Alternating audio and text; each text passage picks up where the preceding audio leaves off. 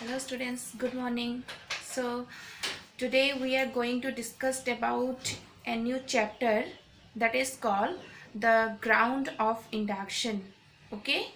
অসমীয়াত আজি আমি নতুন চেপ্টাৰ এটা ষ্টাৰ্ট কৰিব গৈ আছো। হে নতুন চেপ্টাৰটোৰ নাম হৈছে তোমাৰ আগমনৰ ভিত্তি। ঠিক আছে? ইয়াত ভিত্তি বুলিলে কি বুজায় একচুয়ালি বা what is the ground of induction? Grounds মানে কি? The grounds of induction বুলি কৈছে। এটা induction কাৰ ওপৰত বেস কৰে? আগমন কাৰ ওপৰত নিৰ্ভৰ কৰে? হেতুৱে হৈছে তোমাৰ grounds। So আগমনৰ ground to কি হয় বা ভিত্তি to কি হয়? Okay? আমি এনে যেতিয়া first chapter to scientific induction পঢ়িছিলো, analogy পঢ়িছিলো, unscientific induction পঢ়িছিলো, তেতিয়াও আমি word to mention কৰিছিলো। কোনটো word? Ground word to।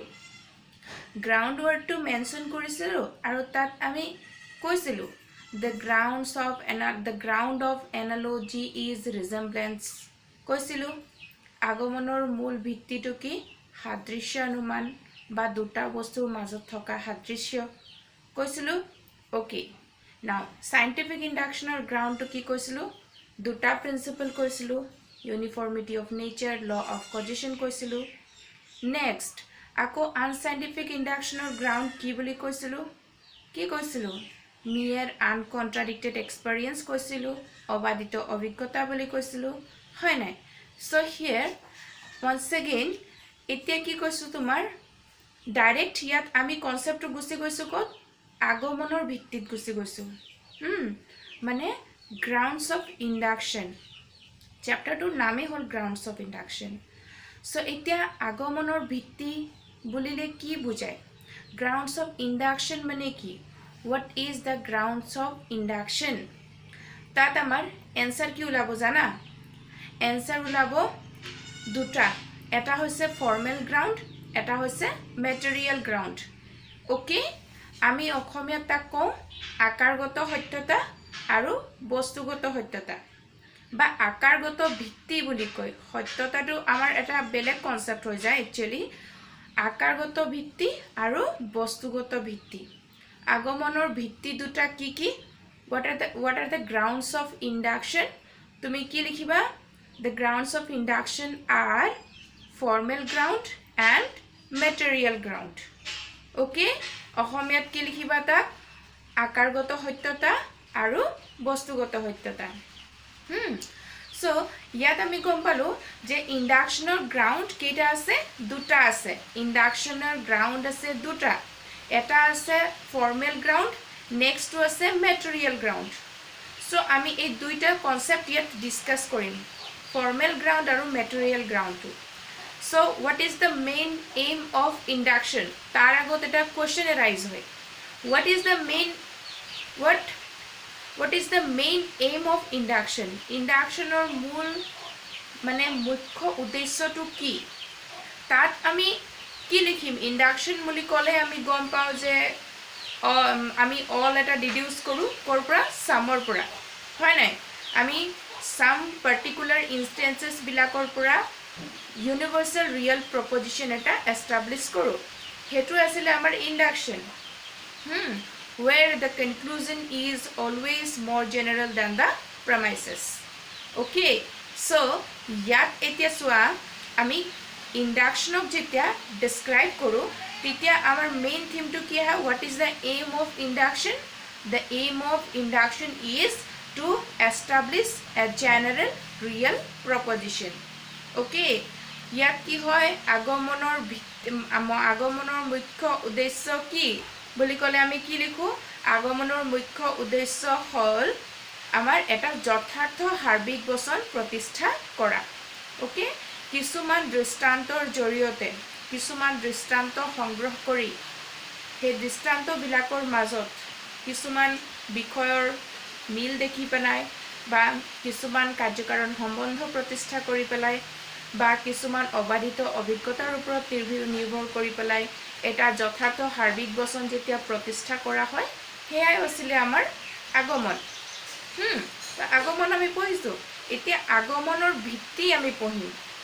Ground of induction ground of ইণ্ডাকশ্যনত আমাৰ মই কৈছোঁ তোমালোকক যে what is the aim of induction to establish a general real proposition এটা যথাৰ্থ সাৰ্বিক বচন প্ৰতিষ্ঠা কৰাটোৱে হৈছে আগমনৰ ভিত্তি ওকে যেনেকৈ অল মেন আৰ মৰ্টেল এটা যথাৰ্থ সাৰ্বিক বচন হয় ইয়াক কোনো ডিনাই কৰিব নোৱাৰে সেইকাৰণে সি হৈছে আগমনৰ ভিত্তি ওকে তো আমাৰ ইয়াত আগমনৰ ভিত্তি বুলি ক'লে সেইটো হৈছে আগমনৰ আমাৰ যথাৰ্থ সাৰ্বিক বচন ওকে সেইটো হ'ল আগমনৰ যথাৰ্থ সাৰ্বিক বচন কিন্তু আগমনৰ ভিত্তি বুলিলে কি বুজায় গ্ৰাউণ্ড অফ ইণ্ডাকশ্যন দুটা আছে ক'লোঁ মই কি ক'লোঁ এটা ক'লোঁ ফৰ্মেল গ্ৰাউণ্ড আকাৰগত ভিত্তি আৰু এটা কি ক'লোঁ বস্তুগত ভিত্তি বস্তুগত ভিত্তিটোক কয় material ground clear so' mind এতিয়া কথাটো মনত থোৱা ৰিমাইণ্ড কৰা যে what are the two grounds of induction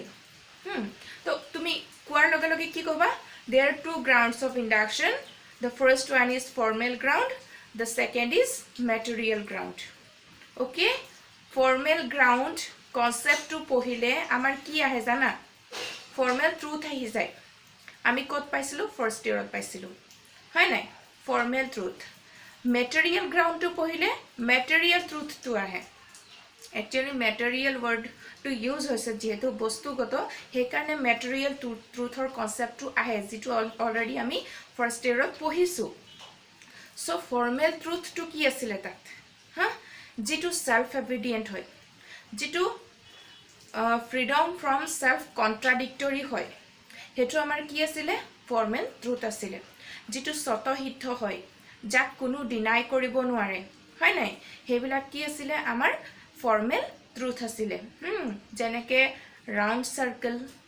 circle is always round হয়নে নহয় তাক কোনোবাই ডিনাই কৰিব পাৰিব জানো নোৱাৰিব নহয় 2 + 2 = 4 কোনোবাই ডিনাই কৰিব পাৰিব নোৱাৰিব নহয় so' those are formally true okay so' এইটো আছিলে ফৰ্মেল ট্ৰুথৰ কনচেপ্ট ফাৰ্ষ্ট ইয়েৰত পঢ়া মতে আকৌ মেটেৰিয়েল ট্ৰুথটো কি আছিলে the things which are really exist in this world যিবিলাক বস্তু প্ৰকৃততে এই জগতত উপস্থিত আছে সেইবিলাক আছিলে material truth okay like green leaves ল'ব পাৰা okay green leaves are always green আমি ক'ব পাৰোঁ নেচাৰেলি লিভছবিলাকতো গ্ৰীণেই হয় আমাৰ যেতিয়া আমি কনচেপ্ট পঢ়োঁ লিভছ বুলি তেতিয়া আমাৰ মাইণ্ডত ষ্ট্ৰাইক কৰে গ্ৰীণৰ কালাৰটো হয়নে নহয় চ' সেইবিলাকেই হৈছে তোমাৰ কি কিছুমান মেটেৰিয়েল ট্ৰুথ যাৰ থ্ৰুদি আমি মেটেৰিয়েল কনচেপ্টটো এক্সপ্লেইন কৰিব পাৰিম চ'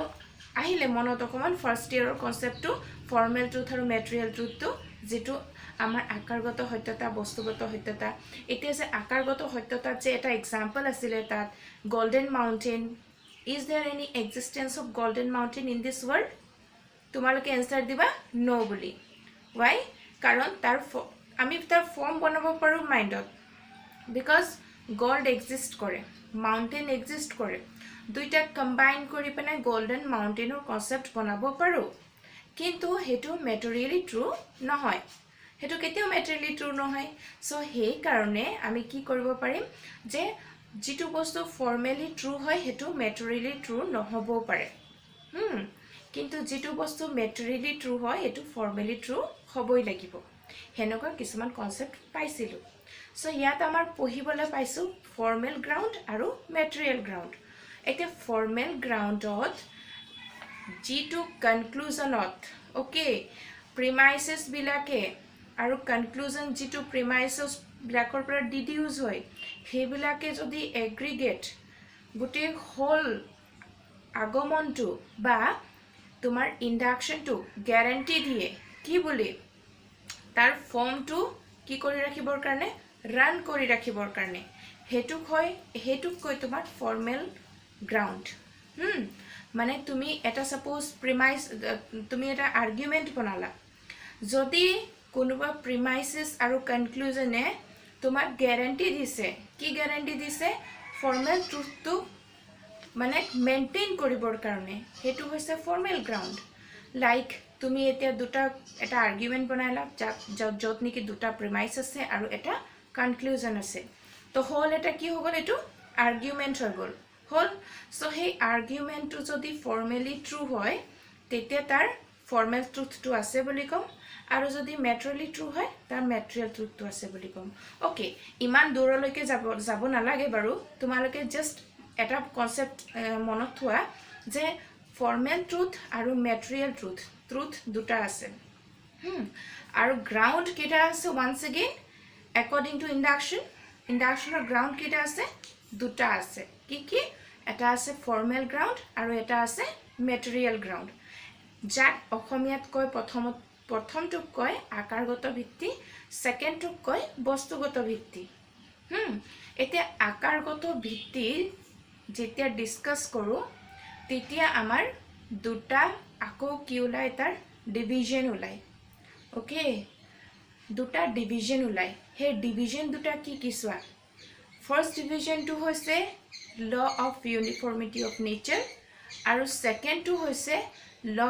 অফ কজেশন অলৰেডি অলপ ডিসকাস কৰিছো ফাৰ্স্ট চ্যাপ্টাৰত অলপ ডিসকাস কৰিছো what is uniformity of nature what is law of causation okay so হেতু হগল ফর্মাল গ্ৰাউন্ডৰ আন্ডাৰত কাৰণ তাহাতি কি কৰে জানা ফৰ্মাল গ্ৰাউন্ডক গ্যাৰান্টি দিয়ে কি কৰিবৰ কাৰণে এটা জেনাৰেল ৰিয়েল প্ৰপোজিশন এস্টাবলিশ কৰিবৰ কাৰণে সো আমাৰ ইয়াত সোৱা ফৰ্মাল গ্ৰাউন্ডৰ ভিতৰত তোমাৰ পৰিব law of uniformity of nature and law of causation অসমীয়াত কি কয় এটো আমাৰ প্ৰকৃতিৰ একৰূপতা বুলি কয় প্ৰথমটো আৰু দ্বিতীয়টো কি বুলি কয় কাৰ্যকাৰণ বিধি বুলি কয় ওকে আৰু ম্যাটেৰিয়েল গ্ৰাউন্ডত কি পৰিব অবজাৰভেশন পৰিব পৰ্যবেক্ষণ কিন্তু পৰ্যবেক্ষণ আকৌ দুই ধৰণৰ সেই দুটা ধৰণ কি simple অবজাৰভেশন and experiment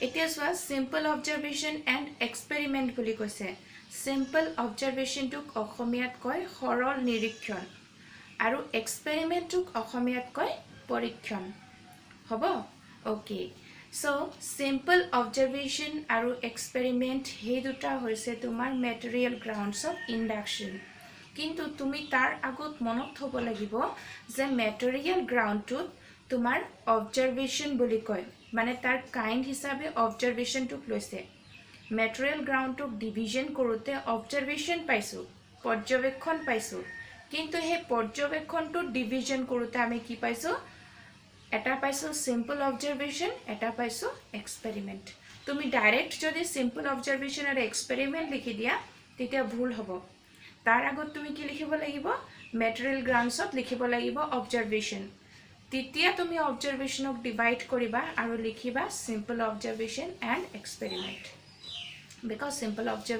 because simple observations and experiment are the kinds of what observation not material grounds of induction or material ground or hoy ei duta division hoy boli kobo nwariba ei duta kihor division hoy observation or division hoy so etia swa ami thread to buzo etia ha first ki pohilo ami induction pohilo what is the main aim of induction or main aim to ki asile to establish a general real proposition এটা যথার্থ হার্বিক বচন প্ৰতিষ্ঠা কৰা তাৰ পাছত ইন্ডাকশনৰ কেইটা ground আছে বুলি পালো ইন্ডাকশনৰ দুটা গ্ৰাউন্ড আছে হে গ্ৰাউন্ড দুটা কি এটা হৈছে ফৰ্মাল গ্ৰাউন্ড আৰু এটা হৈছে ম্যাটেৰিয়েল গ্ৰাউন্ড ওকে ফৰ্মাল গ্ৰাউন্ডটোক তুমি অসমীয়াত কি কোৱা আকাৰগত সত্যতা আকাৰগত ভিত্তি বুলি কোৱা আৰু ম্যাটেৰিয়েল গ্ৰাউন্ডটোক কি কোৱা বস্তুগত ভিত্তি বুলি কোৱা এতিয়া আকাৰগত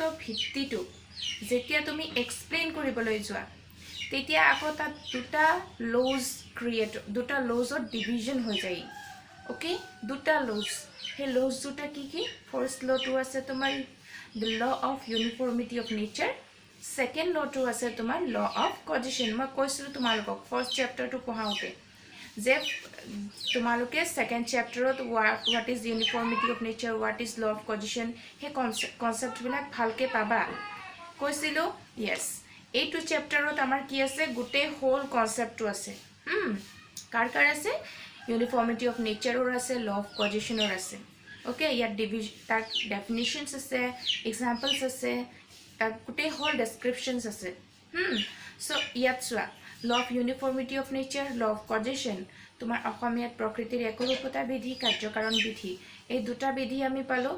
কাৰ বিধি হয়, কাৰ গ্ৰাউণ্ড হয়, এইটো ফৰ্মেল গ্ৰাউণ্ডৰ হয়। আকৌ মেটেৰিয়েল গ্ৰাউণ্ড যেতিয়া আমি পঢ়িবলৈ যাওঁ, তেতিয়া মেটেৰিয়েল গ্ৰাউণ্ডটোক আমি অবজাৰভেশ্যনৰ থ্ৰু দি ডিছক্ৰাইব কৰিব পাৰিম। মানে যেতিয়া বস্তুগত ভিত্তিটো পঢ়িবলৈ যাওঁ, তেতিয়া আমি তাক পৰ্যবেক্ষণৰ জৰিয়তে এক্সপ্লেইন কৰিব পাৰিম। তো পৰ্যবেক্ষণটোত এক্সপ্লেইন কৰিবলৈ যাওঁতে আমাৰ কি হৈ যাব, দুটা ডিভিজন ওলাব। সেই ডিভিজন দুটা কি কি? ফাৰ্ষ্ট ডিভিজনটো হ'ব তোমাৰ চিম্পল অবজাৰভেশ্যন, ছেকেণ্ড ডিভিজনটো হ'ব তোমাৰ এক্সপেৰিমেণ্ট। ফাৰ্ষ্ট ডিভিজনটোক আমি কি বুলি কওঁ, তোমাৰ সৰল নিৰীক্ষণ বুলি ক'ম, আৰু ছেকেণ্ড ডিভিজনটোক কি বুলি ক'ম, আমি পৰীক্ষণ বুলি ক'ম। ক্লিয়াৰ? চ' এইকেইটা চোৱা, তুমি চাৰ্ট হিচাপে মনত লৈ ল'বা। তোমালোকৰ হোৱাটছএপ গ্ৰুপত মই এখন চাৰ্ট বনাই পেলাই, ইংলিছ আৰু অসমীয়া বোথ দুইটাতে চাৰ্ট বনাই পেলাই, এই হোল চেপ্টাৰটোৰ চাৰ্ট এটা বনাই পেলাই তোমালোকক ক্লিক কৰি কিনে চেণ্ড কৰিম। অ'কে, বৰ্ডত ডিষ্টিংক্ট নহয় ন, সেইটো কাৰণে। চ' ক্লিক কৰি কিনে মই চেণ্ড কৰিম। তোমালোকে সেই হোল চাৰ্টখন যেতিয়া চাবা, একৰ্ডিং টু ডেট চাৰ্ট, সেই চাৰ্টটোৰ মতেই মই তোমালোকক গোটেই হোল চেপ্টাৰটো এক্সপ্লেইন কৰিম। ক্লিয়াৰ?